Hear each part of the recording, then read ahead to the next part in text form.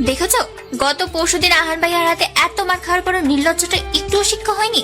আজকে আবার হাত পায়ে ব্যান্ডেজ নিয়ে সেজে গুজে বিয়ে করতে চলে এসেছে। হাবাতে কোথাকার, ইচ্ছে তো করছো মুন্ডকে তোকে গরম তেলে ফ্রাই করতে। তিশার কথা শেষ হতেই অপি হাতের ঘড়ির টাইম দেখতে দেখতে বলল, কুল ডাউন, চুপচাপ দাঁড়িয়ে শুধুমাত্র দেখতে থাকো এখন আজকে ঠিক কি কি হয়। তিশা চাচালো সুরে বলল, তোমার ইচ্ছে হলে তুমি দেখতে পারো, আমার এসব ফালতু ড্রামা দেখার কোনো ইচ্ছে নেই। কথাটা বলে তিশা সিঁড়ি পেয়ে উপরের দিকে যেতে নিলেই আজম রহমান গলা ছেড়ে তিশাকে ডেকে বলল, দিশা মামুনি, যাও মেঘকে নিচে নিয়ে আসো। কথাটা শুনে তিশা দাঁড়িয়ে গেল। তারপর পেছনে করে অবির দিকে রাগী দৃষ্টিতে তাকাতেই অবি ওকে চোখ দিয়ে ইশারা দিয়ে মেঘকে নিয়ে আসতে বলল। এতে যেন তিশার রাগ আরো কয়েকশো গুণে বেড়ে গেল। ও রেগে বম হয়ে হন হন করে ওপরে চলে গেল।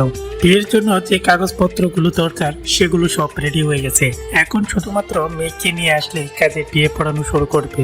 অপি চিন্তিত মুখে বারবার নিচের ঘড়ি দেখতে থাকছে। টেনশনে ওর কপালে রক ফুলে উঠেছে। ও বারবার দ্রুত পায়ে সেটা এপাশ থেকে ওপারে পায়চারি করে যাচ্ছে। এর মধ্যে দিশা মেঘকে নিয়ে নিচে নেমে এলো। অভি তাকিয়ে দেখলো মেঘকে কেমন বিধ্বস্ত দেখাচ্ছে। অভি মেঘকে কিছু বলতে যাবে তার আগে আজম রহমান তিশাকে ডেকে বলল মেঘকে নিয়ে আবিরের পাশে বসিয়ে দিতে। আজম রহমানের কথা শুনে তিশা অনিচ্ছা সত্ত্বেও মেঘকে নিয়ে তীর পায়ে ড্রয়িং রুমে সোফার দিকে এগিয়ে যেতে লাগলো। কিন্তু হঠাৎ করে দরজার কলিং বেল বাজার শব্দ শুনে মেঘ আর তিশা দুজনে চমকে উঠে দাঁড়িয়ে পড়লো।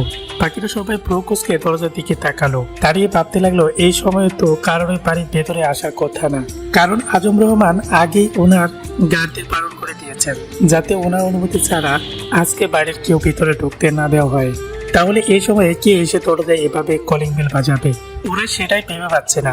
সবার ভাবনা মতে অপি এগিয়ে গিয়ে দরজাটা খুলে দিল। দরজা খুলতে মেঘ সহ ড্রয়িং রুমে উপস্থিতি সবাই চমকে গেল, কারণ দরজার সামনে আহান দাঁড়িয়ে আছে আর ওর গার্ডেরা আজম রহমানের গার্ডদের মাথায় রিভলভার পয়েন্ট করে দাঁড়িয়ে আছে। আহানকে আজকে অন্য দিনের থেকে একদম আলাদা লাগছে। ওর চোখে মুখে হিংস্রতা ভাব ফুটে উঠেছে। ওর মাথার চুলগুলো উস্কো খুস্কো হয়ে কপালে পড়ে আছে। মেঘ এক পলক আহানের দিকে তাকিয়ে দ্রুত নিজের মাথাটা নিচু করে ফেললো। আহান কাউকে তোয়াক্কা না করে এক পা দু পা করে এগিয়ে এসে মেঘের মুখোমুখি দাঁড়ালো। আহানকে এত কাছাকাছি এসে দাঁড়াতে দেখে মেঘ কাছুমাছু হয়ে কিছুটা পিছিয়ে গেল। আহান স্থির দৃষ্টিতে মেঘের মুখের দিকে তাকিয়ে আছে। আহানকে দেখে আজম রহমান অবাক হওয়ার সাথে সাথে বিষম খেয়ে গেল। রাগে গসগস করতে করতে উনি বসা থেকে দাঁড়িয়ে আহানের দিকে এগিয়ে আসতে আসতে বললেন, তোমার সাহস তো কম না, তুমি আবার আমার বাড়িতে ঢুকেছো। আজকে তোমাকে এমন শিক্ষা দিব যে তুমি সারা জীবন সেটা মনে রাখবে।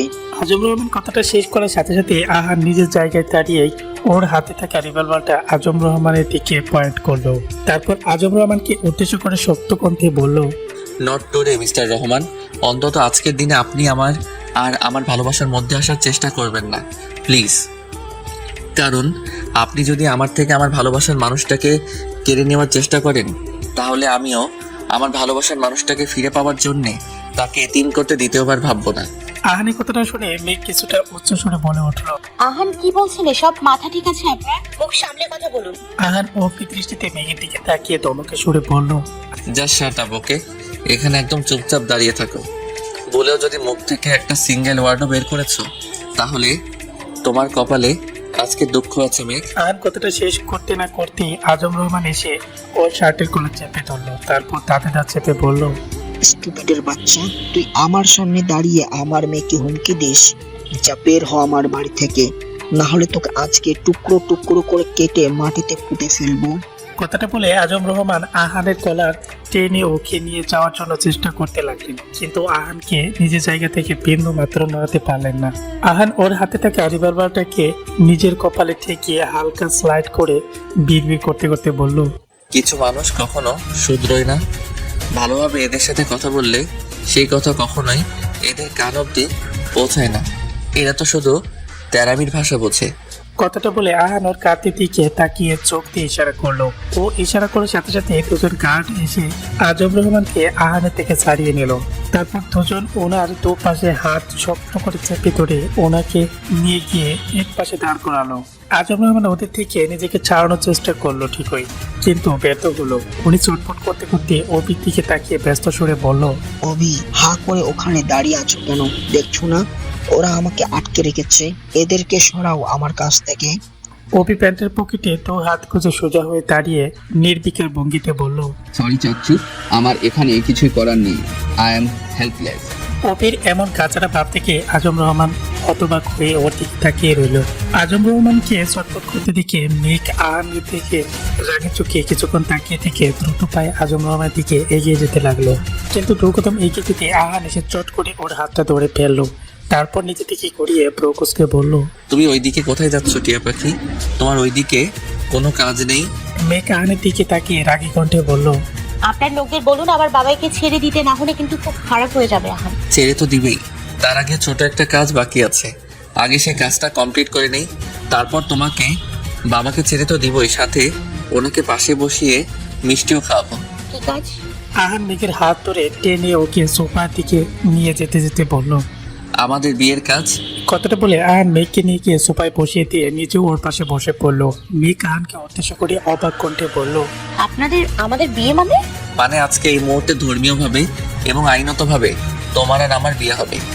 কথাটা বলে আহান ওর হাতের উল্টো পিঠে তাকিয়ে ঘড়ি একবার দেখিয়ে নিল। তারপর কাজের দিকে তাকিয়ে ব্যস্ত করে বলল, কাজী সাহেব, পাত্রের কাগজপত্রগুলো আবার নতুন করে রেডি করুন, কারণ মেঘের সাথে আবিরের না আমার বিয়ে হবে। আহানের কথা শুনে কাজে ট্যাপ ট্যাপ করে বোকার মতো কিছুক্ষণ আহানের দিকে তাকিয়ে থেকে নিজের কাজে মনোযোগ দিল। কাজের সাথে কথা বলে আহান পকেট থেকে ফোন বের করে ওর লয়ারকে এখানে আসতে বলল। মেঘ হন্তদন্ত হয়ে আহানের কাণ্ড দেখছে।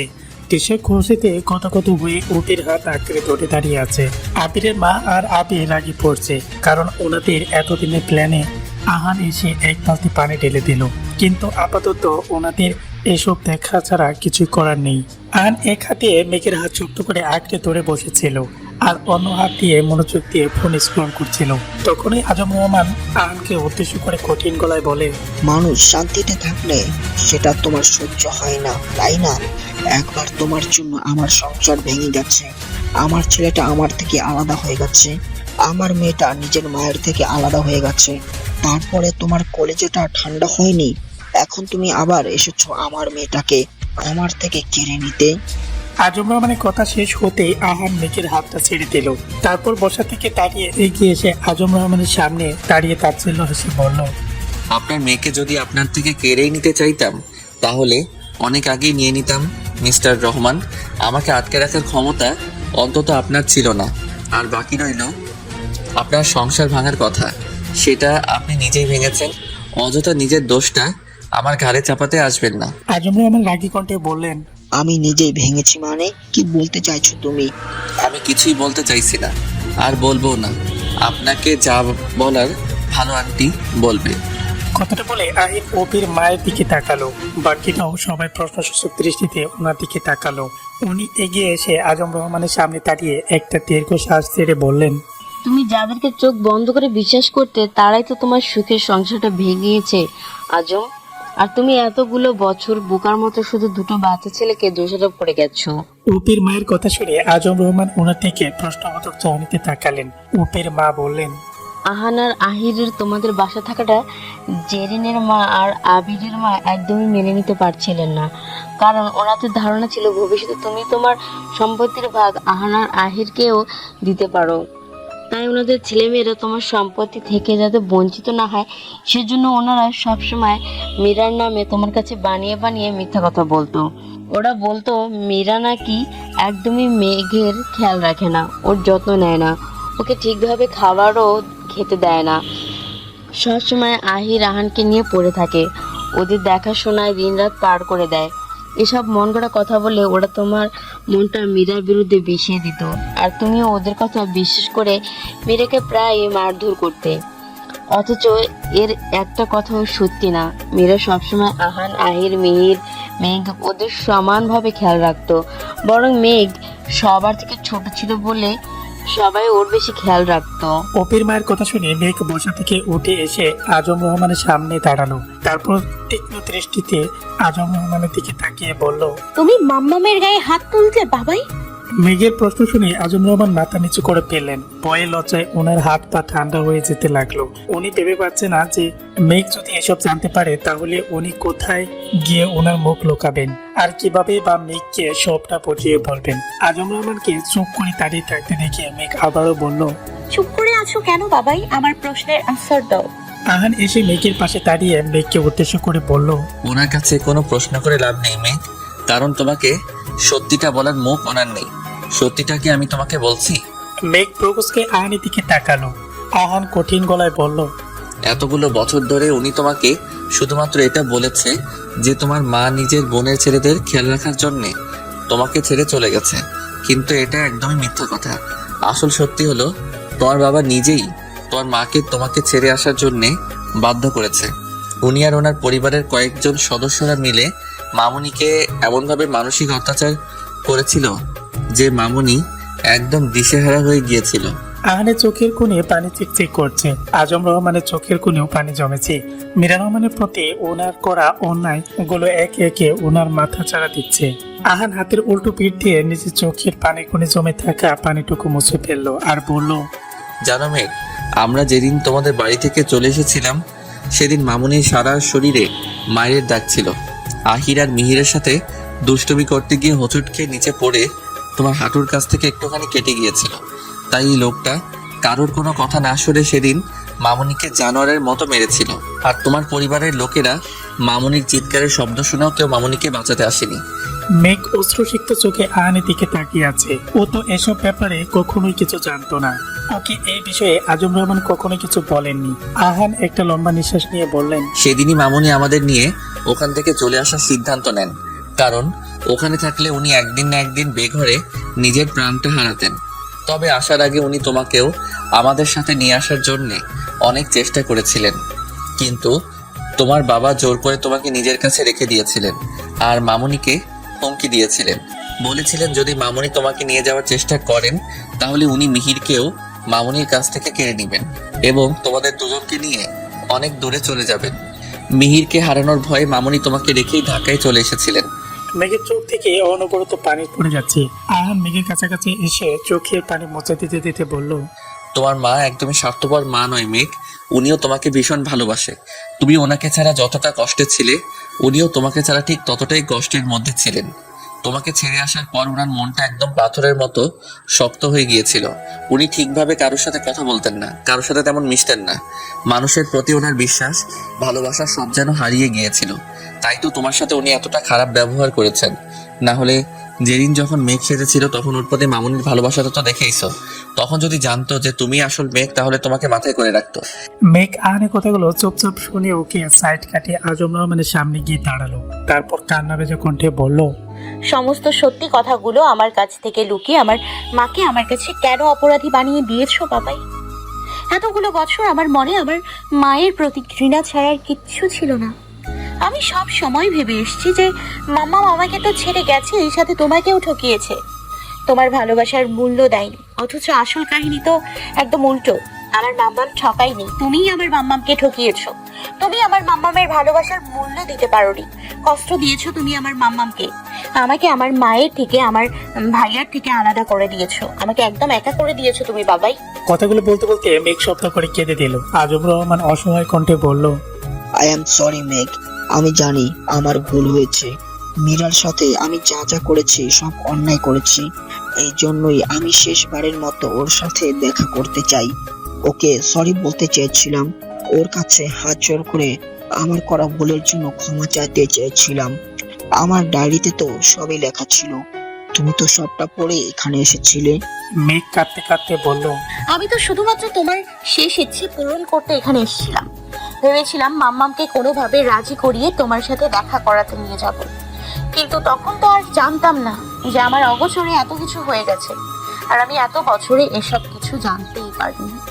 না জেনে না বুঝে সবকিছুর জন্য নিজের মাকে দোষারোপ করে গেছি। ড্রয়িং রুমের মধ্যে পিন পতন নীরবতা।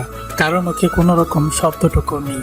সবাই নির্বাক হয়ে দাঁড়িয়ে আছে। আজম রহমান একটু আগে আবিরকে আর আবিরের মাকে অপমান করে গা ধাক্কা দিয়ে বাসা থেকে বের করে দিয়েছেন আর বলেছেন ওনাদের সাথে উনি ভবিষ্যতে কোনো রকম সম্পর্ক রাখতে চান না, তাই ওনারা যাতে কখনো আর এই বাড়ির চারপাশে না আসে। আবির যাওয়ার আগে অবশ্য আজম রহমানকে শাসিয়ে গেছে, কিন্তু আজম রহমান আবিরের কথায় কোনো রকম পাত্তাই দেয়নি। মেঘ সোফার উপরে বসে মাথা নিচু করে চোখের পানি ফেলছে। আহান ওর পাশে বসে কপাল কুঁচকে ওর দিকে তাকিয়ে আছে। দিশা আর অপি গালে হাত দিয়ে পাশে সোফায় বসে আছে। অপির মা, আজম রহমান, আবিরের বাবা ওনারা চুপচাপ মলিন মুখে এক পাশে দাঁড়িয়ে আছেন। আপাতত ওনাদের কারণেই আহান আর মেঘের বিয়েতে কোনো আপত্তি নেই, কারণ যোগ্য পাত্র হিসেবে মেঘের জন্য আহানের চেয়ে আর সবচেয়ে যোগ্য পাত্র কেউ নেই। ওনাদের সবারই আহানকে বেশ পছন্দ হয়েছে। মেঘের কান্না থামছে না দেখে আহান বিরক্ত হয়ে বলল, এইভাবে কান্নাকাটি করার মতো তো কোনো কারণ খুঁজে পাচ্ছি না মেঘ। তাহলে ফ্যাস করে কাঁদছো কেন? তোমাকে কি কেউ মেরেছে? মেঘ নাক টানতে টানতে বলল, আমার কিছু ভালো লাগছে না, আমি এখন বিয়ে করব না, পরে বিয়ে করব। মেঘের কথা শুনে আহান মুখ পাকিয়ে বলল, ও মা, মেয়ের আবদার শুনো। মনে হচ্ছে কেউ ওনাকে চকলেট অফার করেছে, যেটা উনি আজকে খাবেন না, কালকে খাবেন বলছে। আহানের কথা শুনে সবাই হা হা করে হেসে দিল আর মেঘ কাতু কাতু ফেস করে ওর দিকে তাকিয়ে রইল। আহান কাট কাট কণ্ঠে মেঘকে উদ্দেশ্য করে বলল, তোমার ভালো লাগলেও তোমাকে এখন বিয়েটা করতে হবে, আর না লাগলেও করতে হবে। আগে আমাদের বিয়েটা হবে, তারপর তুমি এখান থেকে উঠতে পারবে, তার আগে না। কথাটা বলে আহান পকেট থেকে ফোনটা বের করে চুপচাপ ফোনে স্ক্রল করতে লাগলো। মেঘ নিজের রুমে এসে পেটের উপর টপ করে বসে পড়লো। ওর মাথার মধ্যে অসম্ভব যন্ত্রণা করছে। ও চোখ চোরা বন্ধ করে পেটের উপর গা এলিয়ে দিয়েছে। চোখ বন্ধ করে থাকতে থাকতে কখন যে চোখের পাতায় ঘুম এসে ভর করেছে তা ওর টেরই পেল না। হঠাৎ কেউ এসে ওর হাত হেক্সা টান দিয়ে ওকে শোয়া থেকে উঠে বসালো। আসমিক ঘটনায় মেঘ ছকছকিয়ে উঠে সামনের দিকে তাকালো। দেখলো ওর সামনে আহান আর তার পাশে একটা মহিলা সার্ভেন্ট দাঁড়িয়ে আছে। মেঘ কুমকুম চোখে আহানের দিকে তাকাতেই আহান স্বাভাবিক কণ্ঠে বলে উঠলো, মেঘ, তোমার শাড়ি আর জুয়েলারিগুলো খুলে নর্মাল কোনো ড্রেস পরে আসো, আর এইগুলো একটা ব্যাগে করে আমাকে দাও। মেঘ ক্লান্ত ছড়ে বলল, আমার ভীষণ ঘুম পাচ্ছে, একটু ঘুমিয়ে নিই, তারপর উঠে চেঞ্জ করব। হুম, এখনই যাও, গিয়ে তাড়াতাড়ি চেঞ্জ করে আসো, আমাদের আবার একটু পরে বের হতে হবে। কথাটা বলে আহান মেঘের হাতটা ধরে টেনে ওকে দাঁড় করিয়ে দিল। মেঘ বিরক্তি দৃষ্টিতে একবার আহানের দিকে তাকিয়ে কারবার থেকে 3 পিস বের করে ওয়াশরুমে চলে গেল। আর তারপর ড্রেস চেঞ্জ করে শাড়ি আর জুয়েলারি গুলো একটা শপিং ব্যাগে ঢুকিয়ে আহানের হাতে ধরিয়ে দিল। আহান ব্যাগের মধ্যে থেকে শাড়িটা বের করে জুয়েলারি সত্য শপিং ব্যাগটা মহিলা সার্ভেন্টের হাতে দিল। মহিলাটা ব্যাগ হাতে নিয়ে আহানের দিকে প্রশ্নসূচক দৃষ্টিতে তাকালো। ওনাকে এভাবে তাকাতে দেখে আহান মুচকি হেসে বলল, আপু, এইগুলো মেঘের আর দরকার নেই, আপনি এই জুয়েলারিগুলো নিয়ে যেতে পারেন। আহানের কথা শুনে সার্ভেন্ট মহিলা চোখ বড় বড় করে কিছুক্ষণ আহানের দিকে তাকিয়ে রইল। তারপর মুচকি এসে আহান আর মেঘকে ধন্যবাদ জানিয়ে রুম থেকে বের হয়ে গেল। মহিলাটা যেতে আহান মেঘের রিডিং টেবিলের কাছে গিয়ে সেখান থেকে একটা সিজার হাতে নিল। তারপর কোনো দিকে না তাকিয়ে মুহূর্তের মধ্যে সিজার দিয়ে শাড়িটাকে কেটে কুটি কুটি করে ফেললো। আহানের কাছে মেঘ হন্তদন্ত হয়ে গেল। ও বিস্মিত কণ্ঠে আহানকে উদ্দেশ্য করে বলল, এটা কি করলেন আহান? আমার বিয়ের শাড়িটা এইভাবে ছিঁড়ে ফেললেন? এই শাড়িটা আমার আর আপনার বিয়ের একটা স্মৃতি ছিল, এটাকে কেন এইভাবে নষ্ট করে ফেললেন? আহানের হাতে থাকা সিজারটা রিডিং টেবিলের উপর রেখে প্যান্টের পকেটে হাত ঢুকিয়ে সোজা হয়ে দাঁড়ালো। তারপর মৃদু হেসে মেঘকে উদ্দেশ্য করে বলল, এই শাড়ি আর জুয়েলারিগুলো পরে তুমি আবিরের জন্য বউ সেজেছিলে, তাই এগুলোকে তোমার লাইফ থেকে টাটা বাই করে দিলাম। আমি তোমার লাইফে না আবিরকে থাকতে দিব, আর না ওর সাথে রিলেটেড কোনো জিনিসপত্র তোমাকে রাখতে দিব, বুঝতে পেরেছো? মেঘ হতবাক হয়ে আহানের দিকে তাকিয়ে আছে। আহান ফ্লোরে পড়ে থাকা শাড়ির টুকরোগুলো পা দিয়ে সরিয়ে সরিয়ে সাইড করে দিয়েছে। মেঘ আহানের দিকে তাকিয়ে আহত সরে বলল, কিন্তু এইগুলো আমাদের বিয়ের চিহ্ন ছিল, ভেবেছিলাম যত্ন করে এইগুলো আলমারিতে তুলে রাখবো, কিন্তু আপনি সবগুলো নষ্ট করে দিলেন। মেঘের কথা শুনে আহান প্রকুশকে ওর দিকে তাকালো। তারপর স্বাভাবিকভাবেই বলল, এটা নিয়ে এত আপসেট হওয়ার কিছু নেই, পরে আমি তোমাকে নতুন করে বেনারসি আর এরকম টাইপের জুয়েলারি কিনে দিব, তখন সেগুলো তুমি যত্ন করে আলমারিতে তুলে রেখে দিও। আর যদি তাতেও তোমার মন না ভরে, তাহলে দরকার পড়লে তোমাকে সেই বেনারসি আর জুয়েলারি পরিয়ে আমরা আরেকবার বিয়ে করে দিব। কথাটা বলে আহান ওয়াশরুমে ফ্রেশ হওয়ার জন্য চলে গেল। আর মেঘ মনে মনে আহানকে যা নয় তাই বলে বকা দিতে লাগলো। রাত 8:30। আজম রহমানের সাথে একত্রে ডিনার করে সবার থেকে বিদায় নিয়ে আহান মেঘকে নিয়ে বাড়ি থেকে বেরিয়ে পড়লো। ওরা আপাতত আহানের ফ্ল্যাটে যাবে, তারপর সেখান থেকে সকালবেলা মীরা রহমানের বাসায় চলে যাবে। আহান অবশ্য মীরা রহমানকে আগে থেকে বিয়ের খবরটা জানিয়ে দিয়েছে। উনি ওদের বিয়েটা সহজভাবে মেনে নিয়েছেন, কারণ ওনার মেয়ে আবার ওনার কাছে ফিরে আসছে। এর থেকে খুশি খবর ওনার কাছে আর কি বা হতে পারে। মেঘরা মাঝ রাস্তায় আসতেই হঠাৎ করে আহানের ফোনে একটা কল আসলো। আহান ফোনটা কেটে দিয়ে সাইলেন্ট করে পকেটে রেখে দিল, কিন্তু পকেটে রাখার কিছুক্ষণ পর পর ওর ফোনটা ভাইব্রেট হয়ে উঠলো। ও পকেট থেকে ফোনটা বের করে ফোনের স্ক্রিনের দিকে তাকিয়ে হুট করে গাড়িটা ব্রেক করে ফেললো। আচমকা এভাবে ব্রেক করায় মেঘ হকচকিয়ে উঠে আহানের দিকে তাকালো। আহান মেঘের দিকে তাকিয়ে জোরপূর্বক একটা হাসি দিয়ে বলল,